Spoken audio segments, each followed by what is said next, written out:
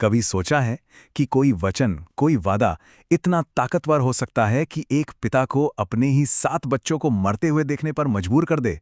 सुनने में अजीब लगता है ना? है ना? आज हम गंगा के उसी वचन की हैरान कर देने वाली कहानी को समझेंगे। एक ऐसी कहानी जो त्याग, प्रेम और कई गहरे दिव्य रहस्यों से भरी हुई है। तो बात एक माँ की है, लेकिन ये कोई आम माँ की कहानी नहीं है। ये एक ऐसी माँ की कहानी है जिसने कुछ ऐसा किया जो मातृत्व की हर परिभाषा, हर सोच को झकझोर कर रख देता है।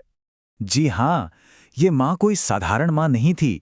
जैसे ही बच्चे पैदा होते एक एक करके अपने सातों नवजात बच्चों को वो नदी की ठंडी धाराओं में डुबो देती थी। और सबसे हैरान करने वाली बात जानते हैं क्या थी? उसके पति, जो एक बहुत बड़े शक्तिशाली राजा थे, वो बस खड़े देखते रहते थे, कुछ कर ही नहीं पाते थे। तो आखिर कौन थे ये लोग? इस पूरी अविश्वसनीय कहानी के जो 2 मुख्य किरदार हैं, वो भी कोई आम लोग नहीं थे। एक तरफ थे हस्तिनापुर के महान राजा शांतनु, और दूसरी तरफ थी वो रहस्यमयी महिला, जो असल में कोई और नहीं बल्कि खुद पवित्र नदी देवी गंगा थी।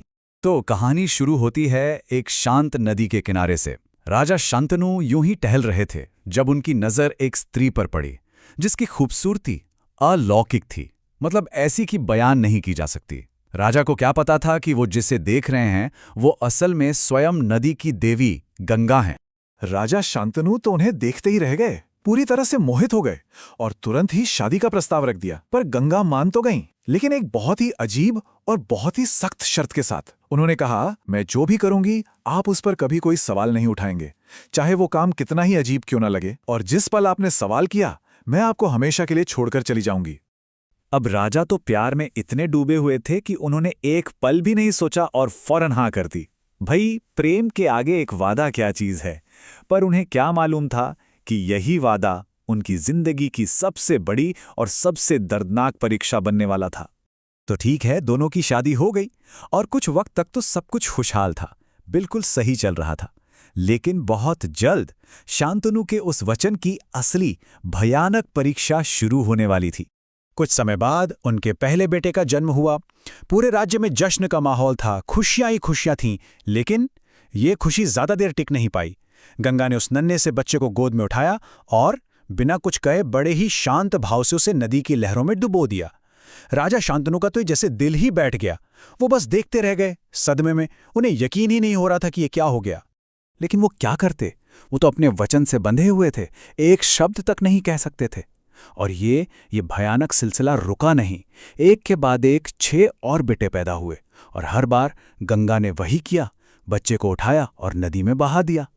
हर बार राजा का दिल टूटकर बिखर जाता, लेकिन वो अपने ही वादे के कैदी बनकर रह गए थे, बस चुपचाप इस असहनीय दर्द को सहते रहे। सोचिए जरा, 7 साल तक ये सब चलता रहा। आखिरकार राजा शांतनु के सब्र का बांध टूटने की कगार पर आ पहुंचा था।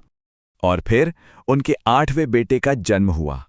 और इस बार जब गंगा ने 8वें बच्चे को उठाया और नदी की तरफ बढ़ने लगी, बस राजा शांतनु से और नहीं रहा गया। 7 सालों का दबा हुआ दर्द, गुस्सा सब एक साथ फूट पड़ा। उन्होंने आखिरकार अपना वचन तोड़ ही दिया। वो चीख पड़े, रुक जाओ, ये तुम क्या कर रही हो? कोई माँ इतनी बेरहम कैसे हो सकती है? पर गंगा को गुस्सा नहीं आया, बिल्कुल भी नहीं। उल्टा उनके चेहरे पर एक बड़ी ही शांत और रहस्यमयी मुस्कान आ गई। उन्होंने कहा, राजन, आपने अपना वचन तोड़ दिया। अब मेरा यहां आपके साथ रहने का समय पूरा हुआ। और जैसे ही वो वचन टूटा, बरसों से गंगा के इन भयानक कामों के पीछे छिपा राज भी खुल गया। अब सच्चाई सामने आने वाली थी। गंगा ने तब बताया कि उनके बेटे वो कोई साधारण इंसान थे ही नहीं, वो असल में 8 वसु थे, यानी कि स्वर्ग में रहने वाले शक्तिशाली देवता। असल में इन 8 वसुओं को ऋषि वशिष्ठ से एक श्राप मिला था कि उन्हें धरती पर इंसान के रूप में जन्म लेना होगा। तो गंगा जो कर रही थी वो क्रूरता नहीं, बल्कि एक तरह की दया थी। वो तो बस उन्हें इस शापित इंसानी जीवन के दुख से जल्द आज़ादी दिला रही थीं। उनके काम एक बड़ी दिव्य योजना का हिस्सा थे। लेकिन उस 8वें वसु की किस्मत में कुछ और ही लिखा था। श्राप के मुताबिक उसे धरती पर एक लंबा और इवेंटफुल, यानी कि घटनाओं से भरा जीवन जीना ही था। और ये 8वां बेटा जिसे राजा शांतनु ने अपना वचन तोड़कर बचाया था, वो कोई और नहीं बल्कि महाभारत के महान योद्धा देवव्रत थे, जिन्हें हम और आप पराक्रमी भीष्म पितामह के नाम से जानते हैं। तो ये कहानी हमें एक बहुत ही गहरे सवाल के साथ छोड़ जाती है। जो गंगा ने किया, क्या वो करुणा का एक रूप था, दिव्य आत्माओं को एक श्रापित जीवन से मुक्ति दिलाने का एक तरीका, या फिर ये मातृत्व के साथ सबसे बड़ा धोखा था, भले ही उसके पीछे कोई भी दिव्य वजह क्यों ना रही हो? इस पर सोचने की जरूरत है।